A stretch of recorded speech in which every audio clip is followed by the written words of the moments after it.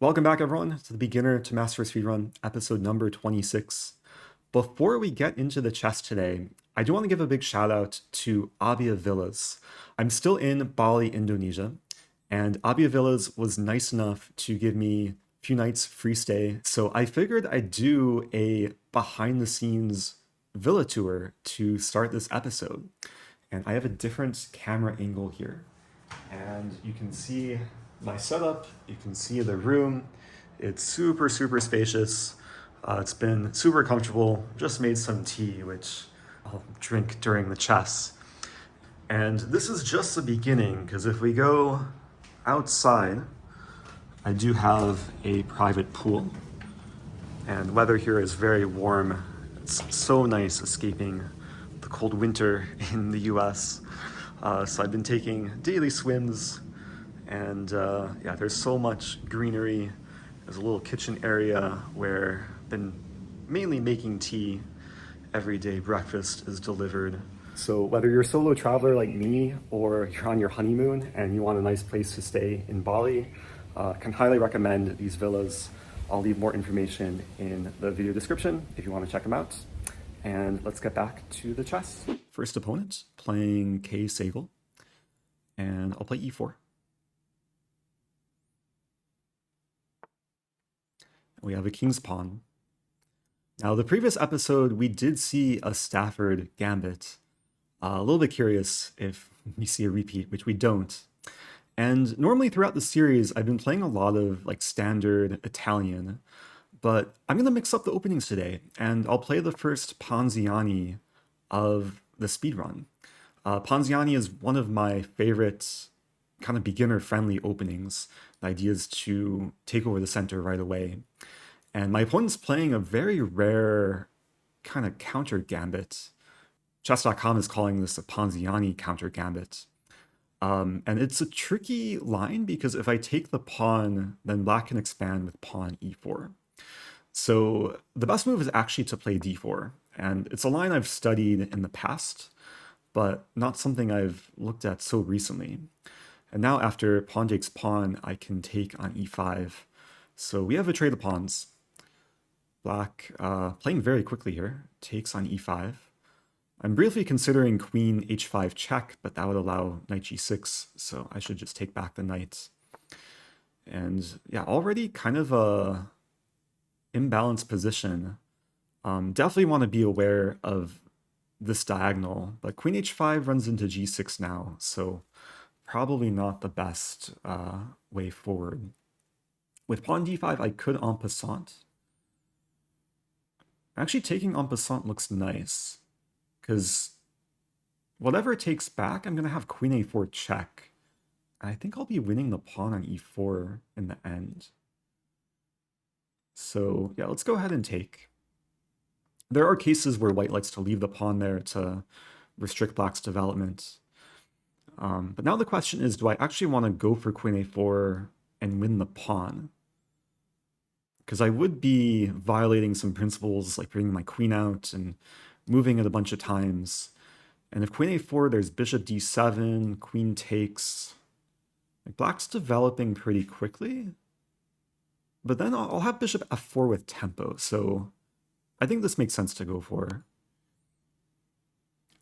Another thing I should point out is if queen c6, yeah, I guess I can point it out by making the move. Bishop b5 is now winning the queen. So opponent played a little bit too quickly there. I am down on time, but nice being up a queen. And I'll use my queen to hopefully win some more material. I'll take the pawn. And let's try and show no mercy. Play at a faster pace here. King d8, I wonder if that was a mouse slip. Like black maybe intended castling queenside. Now it's time to develop bishop f4. And the strategy is really to get the rooks into play as quickly as possible. Try and make use of the d file. With knight d5, I think I'll play c4 first, attacking the knight, preparing knight c3. Yeah, don't mind the trade. And yeah, knight c3, rook d1, rook e1, all coming very soon. think black is probably preparing g5. Now maybe I could play queen f7. Yeah, really trying to show no mercy. Queen f7, pretty much trapping the rook. Yeah, now winning the rook.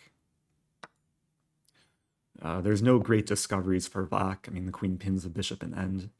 So opponent resigns after 19 moves. Yeah, I think my opponent just played a little bit too quickly that game. Didn't spend more than a minute for all the moves. They did play like a really aggressive approach for black. This f5 line is not something I encounter so often. And yeah, usually within the Ponziani, like whether black plays this or this or this, or even f5, white can just play d4. The only move that white doesn't play d4 against is if pawn d5. And that's where white can play queen a4. And I played this in a lot of other games that you can probably find on my channel. But yeah, this was a nice demonstration of just how to deal with this opening. And after takes, takes. I don't think taking is the most common. Like usually stronger players who play this as black will play knight f6 or queen f6. And I can share some basic strategy for white. If black plays the main line here, knight f6 is definitely more common. And the strategy here for white is to play this nice move queen b3 to threaten checkmate. And this induces black to play d5, and then white can play bishop b5, pinning this knight. And if bishop d7, white can pin the other knight. And this is a nice way to just keep developing and keep the pressure on. So, of course, the biggest mistake for my opponent in this game was blundering the queen. Bishop d7 should have been played. Opponent probably should have taken a bit more time. And then after takes, it's interesting because black's down a pawn, but is ready to castle and try and use the central files. But I think I would have been pretty comfortable here with bishop f4, and white's developing pretty rapidly as well. So hopefully some basic lessons to take away from that game. Let's move on to the next one. Playing g5 and play e4. If I get the chance, I'll play another Ponziani. It might be a Ponziani themed episode. Maybe the opponent was considering Stafford, but yeah, back-to-back Ponziani.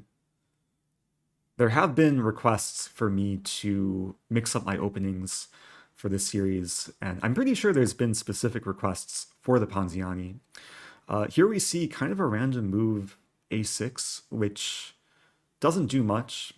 And again, general rule in Ponziani, if you can play d4 on move 4, you should just play it. And taking over the center.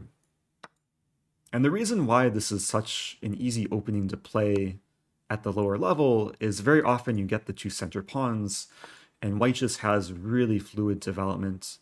Both bishops can come out with no issue. With bishop to b4, the bishop is pinning my knight now, so black is threatening knight takes e4, but there's a few ways to deal with this.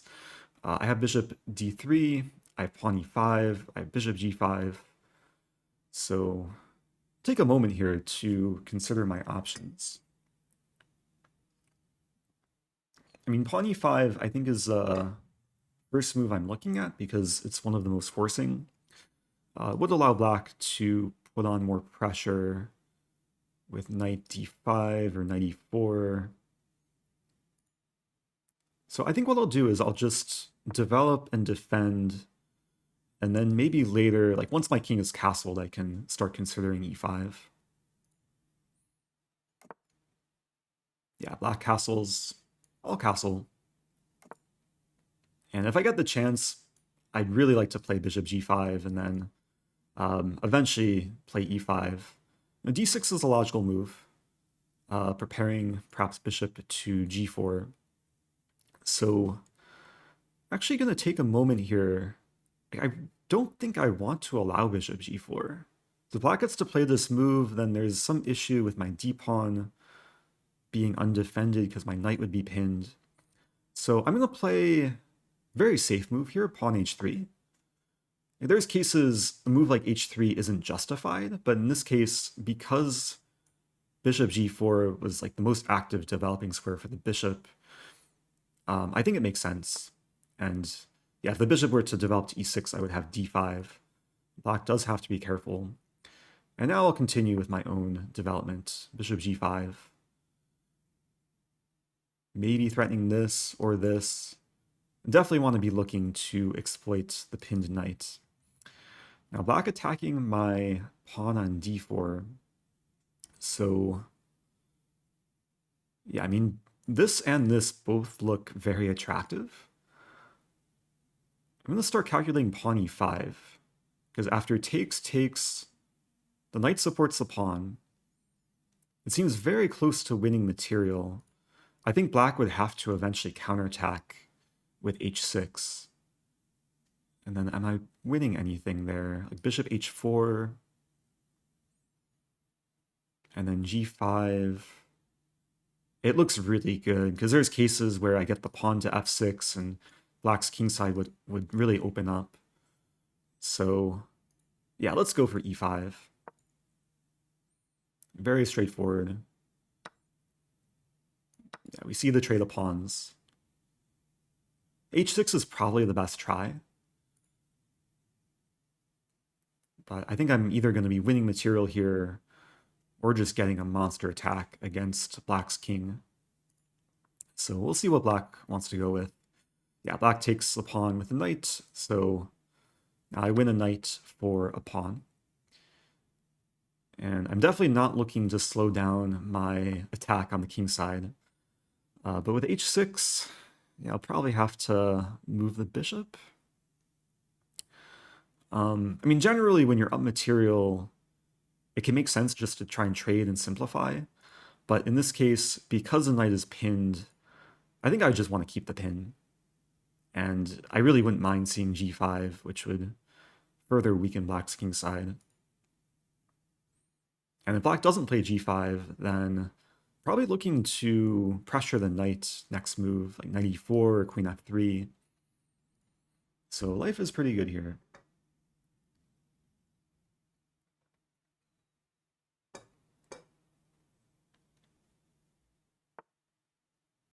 Queen d6. It's actually a good move. Unpinning the knight and counterattacking my knight.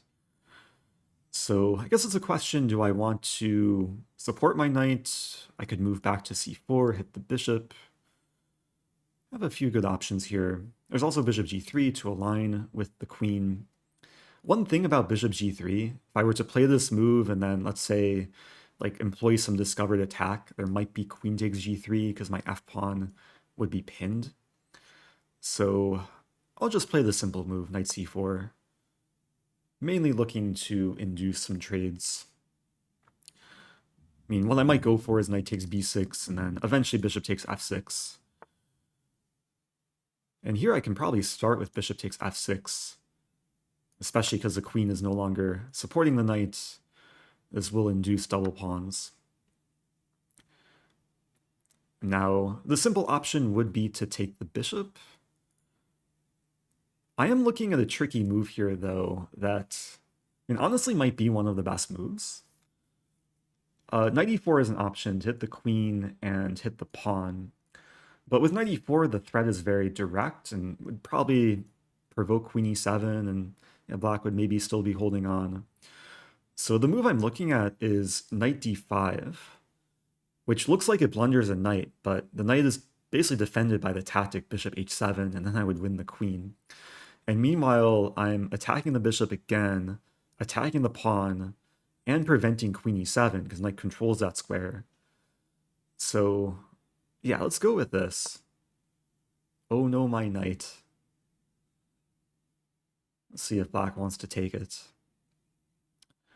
This is the benefit of having extra material in a pretty open position.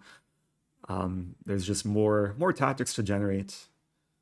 So we'll see if black falls for the trap. But it's actually very difficult here because it's not easy to find a move to defend the pawn. Maybe king g7? Queen d4 also, it looks risky, but actually queen d4 would allow takes, and then again bishop h7 to win the queen. So opponent just resigns. Yeah, I was not expecting them to resign in that position, but another pretty smooth Ponziani win. And I think the main mistake from my opponent's game was playing a6 just a little bit too slow in the opening, giving me time to take over the center, and that eventually led to some early middle game tactics. So generally, if you're black and you're facing the Ponziani, of course, f5, as we saw the previous game, is an aggressive option, but the two most common options are knight f6 to attack the pawn e4 or pawn to d5, which is one of my favorite moves. The idea being if takes and then takes, the knight can't develop to c3 to attack the queen. There is some theory here with queen a4, and yeah, if you want more analysis on these lines, you can check out some of my Ponziani videos. But yeah, pretty smooth game overall. Let's move on and do at least one more. Wow, I'm white 3 games in a row. Are we gonna have back-to-back-to-back Ponzianis? Please play e5. Opponent taking time. Taking a lot of time. e5 it is. Okay, 3 Ponzianis in a row. I mean, I've played 85 games before this episode and didn't have a single Ponziani. Now we have 3 in a row. And again, opponent allowing pawn d4. And bishop c5 is a little bit ironic because it looks like black is trying to control d4, but bishop c5 actually makes d4 stronger as it's supported by the pawn, the knight, and the queen. And black will be losing time having to move the bishop again. A lot of beginner players will fall into this as black. And maybe I should stop saying beginner players because, yeah, 1300, maybe I can say amateur players. I've definitely passed the level of like the early 400s and 500s. So opponent taking time. Usually it's me with a time deficit because I do take a lot of time to try and explain every move. But I think my opponent is realizing the difficulty of their position from early on. Also realizing if I win this game, I'll get to 1301. It's 8 rating points to win. I've mentioned this in previous episodes, but I think everyone should know that all my opponents will get their ratings refunded. This is an authorized speedrun account on chess.com. It is labeled on my profile. So yeah, I assume most players eventually find out that they're playing me. So opponent taking a lot of time. Gives me time to drink some tea.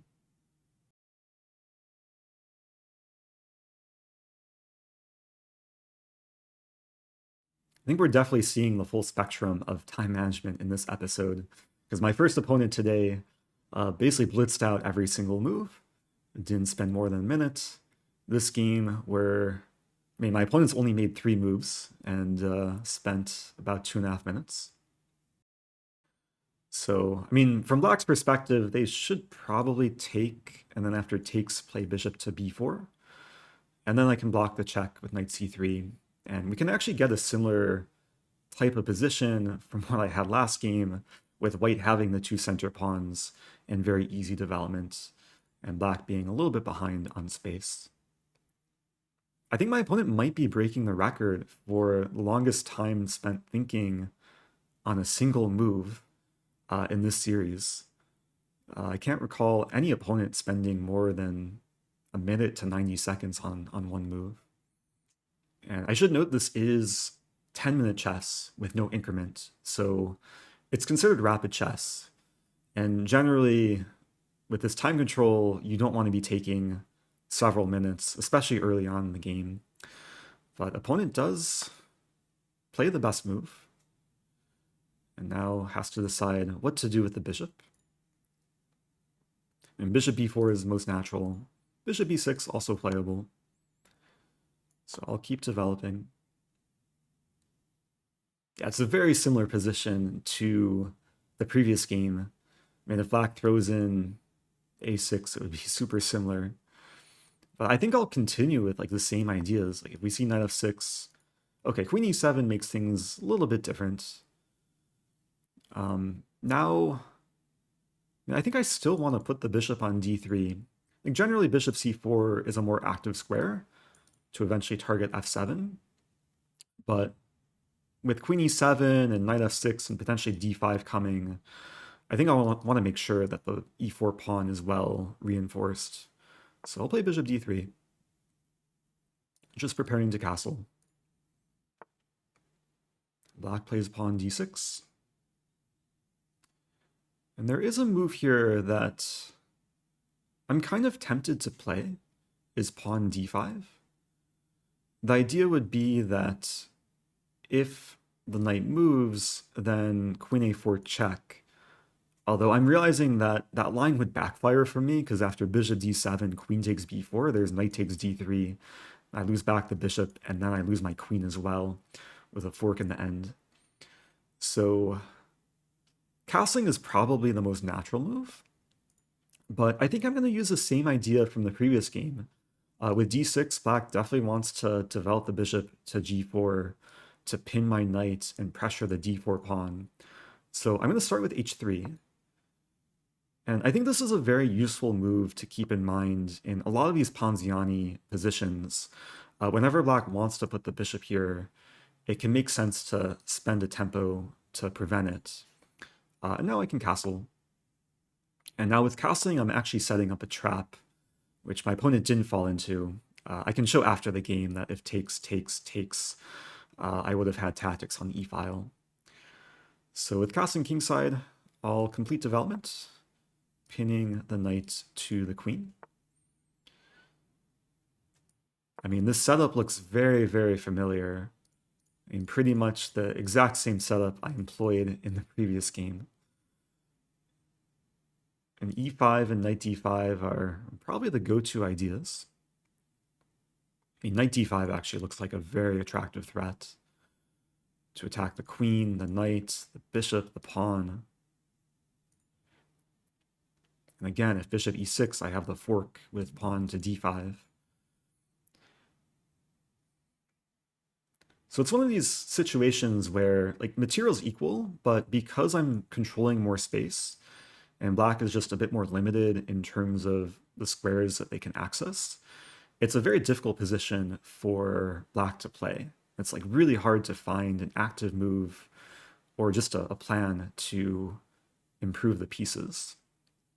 A move like bishop takes c3 would help strengthen my center. And maybe this is the best move though, to just not allow knight d5.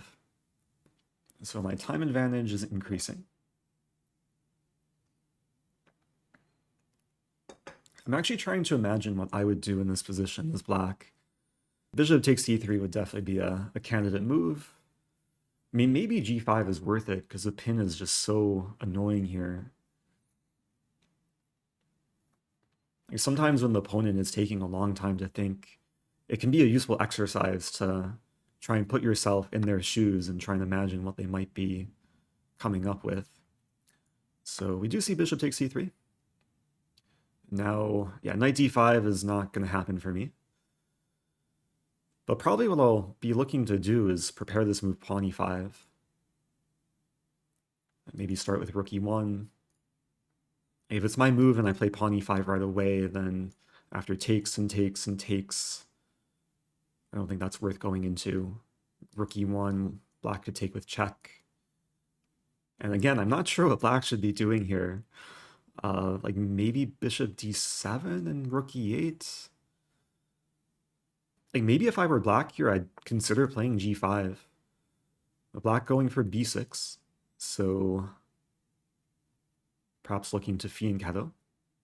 It's actually a decent looking move. I think my opponent understood the fact they can't play bishop e6. Bishop maybe has more purpose on b7. So yeah, now I can take my time. Up almost 5 minutes on the clock. Rook e1. Let's imagine rook e1, bishop b7, and then e5. And that looks pretty good. Like black's gonna probably have to deal with this threat now.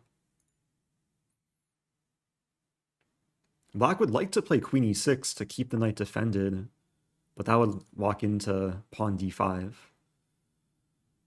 And now, yeah, pawn e5, take, take. The knight and rook support the pawn. Let's go for it.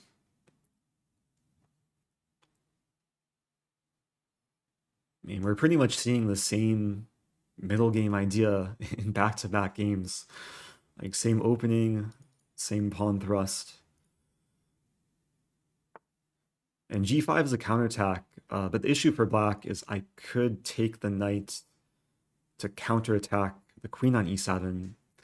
I'm also tempted to take on g5 and just blow open the black king side.